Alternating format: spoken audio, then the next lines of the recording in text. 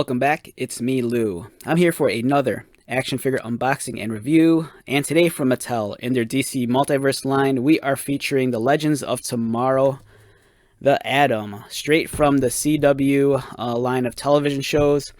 We have Brandon Roth as the Atom, Ray Palmer. It's a much older figure. This dates back to... when did this come out?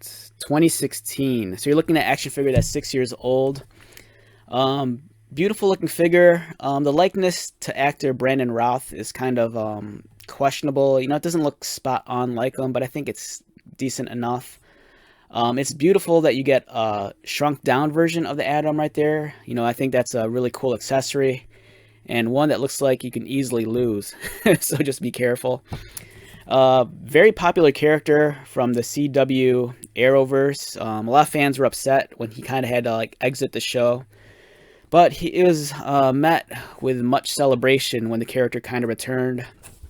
Over here on the side, we have the Atom in a very tiny bio. It says, scientist and CEO of Palmer Industries, who invented a shrinking suit.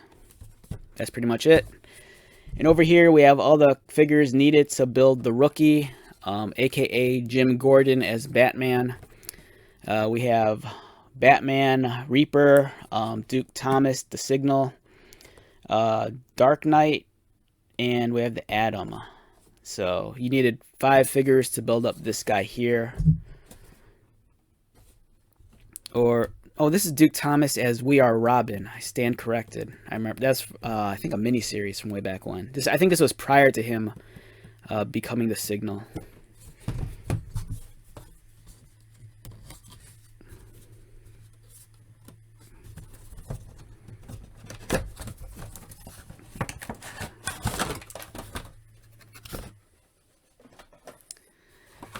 Alright, so first impressions of this guy. He looks fantastic. I kind of regret not buying all the pieces needed to build the Rookie, the Jim Gordon Batman armor. But at the same time, I already have a Rookie figure. I'll probably do a video on that. It was the DC Direct, DC Collectibles version of this character. Beautiful figure. It was in a 2-pack. Like I said, I don't think the likeness to Brandon Roth is the best. It's decent. But it doesn't, I don't know, I don't think it captures his likeness perfectly. This figure, on the other hand, looks friggin' amazing.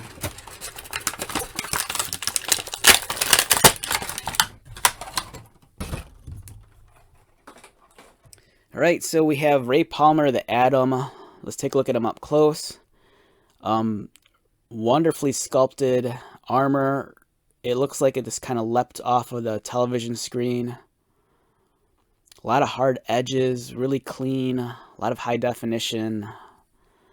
You know, in the age of like McFarlane and their DC Multiverse figure, you know, their figures are so hyper detailed. But this one here is really well done. And this kind of bothers me. I've never seen this done before. Normally, all this kind of like a copy with a trademark and copyrights and DC stuff. Normally it's on like the foot or the inner thigh, but it's weird that they printed that on the butt. That's odd. Yeah, very strange.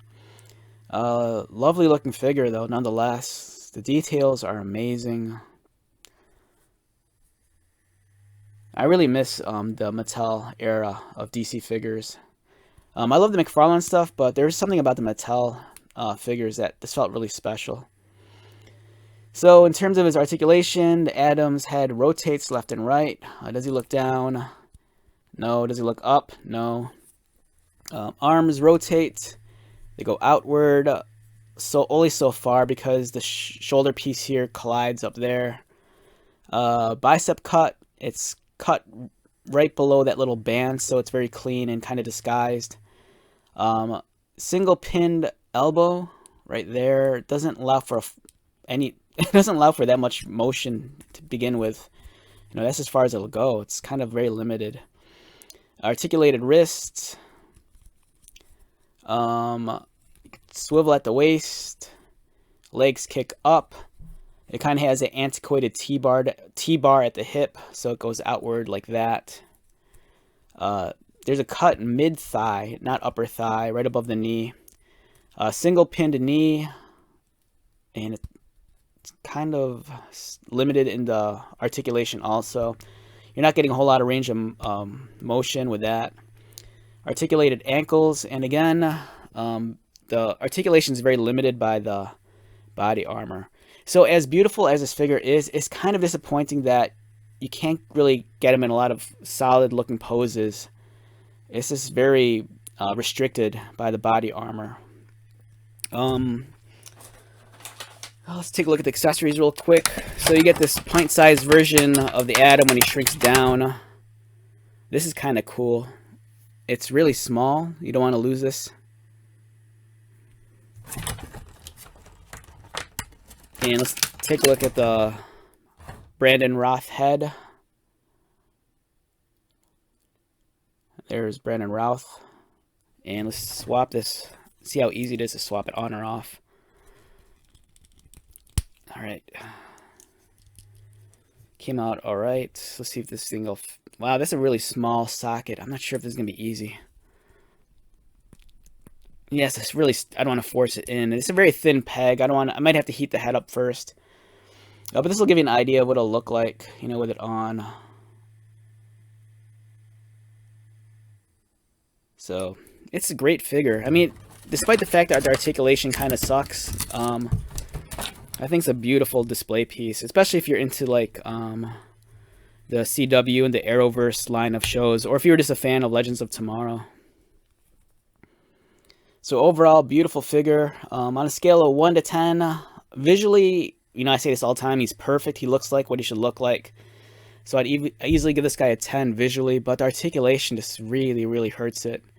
But, you know, keep in mind, this figure came out back in 2017, you know, so it's almost 6 years old by now. So I think overall, I'd give this guy, you know, a solid low 8, no more, no less. You know, it's nice to add to the collection. All right, so let's wrap this one up. Once again, my name is Lou. If you're new to my channel, welcome. If you are a returning viewer, subscriber, thank you so much for your continued support.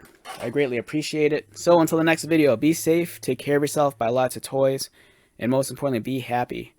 And I'll see you at the next one. All right, later.